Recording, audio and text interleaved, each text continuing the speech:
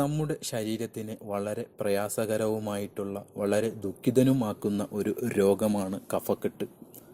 ശ്വാസകോശത്തിൻ്റെയും ശ്വാസനാളത്തിൻ്റെയും സുഗമമായ പ്രവർത്തനത്തിന് ശ്വാസനാളത്തിലോ ശ്വാസകോശത്തിലോ തടസ്സങ്ങൾ ഇല്ലാതിരിക്കേണ്ടത് വളരെ അത്യാവശ്യമാണ്. സാധാരണയായി ശ്വാസകോശ തടസ്സങ്ങൾ ഉണ്ടാക്കാൻ കാരണം പുറത്തു നിന്നുള്ള പൊടിപടലങ്ങൾ, ധാന്യ പൊടിപടലങ്ങൾ, മറ്റു എന്തെങ്കിലും അണുക്കൾ നമ്മളുടെ ശരീരത്തിൽ ഉള്ളിൽ ചെല്ലുമ്പോഴാണ് നമ്മളുടെ ശരീരത്തിൻ്റെ ഉള്ളിൽ കഫക്കെട്ട് അടിഞ്ഞുകൂടുന്നത്. ഈ കഫക്കെട്ട് നമ്മൾ പുറത്തറിയുന്നത് ഒരു പ്രത്യേകതരം ചുമ വരുമ്പോൾ മാത്രമാണ്. ഈ കഫക്കെട്ട് വളരെ എളുപ്പത്തിൽ തന്നെ മാറ്റിയെടുക്കാം. അതിന് വേണ്ടത് ഒരു ചെറിയ നാരങ്ങ, 1 ടീസ്പൂൺ തേൻ, 1 കപ്പ് ചൂടുവെള്ളം. ഒരു ചെറിയ നാരങ്ങ, 1 ടീസ്പൂൺ തേൻ, 1 ചെറിയ കപ്പ് ചൂടുവെള്ളം.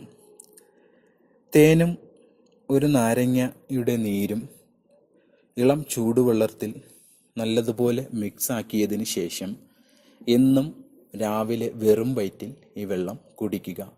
ഇങ്ങനെ ഒരാഴ്ച നിങ്ങൾ കുടിച്ചു കഴിഞ്ഞാൽ നിങ്ങളുടെ കഫക്കെട്ട് താനെ മാറുന്നതായിരിക്കും.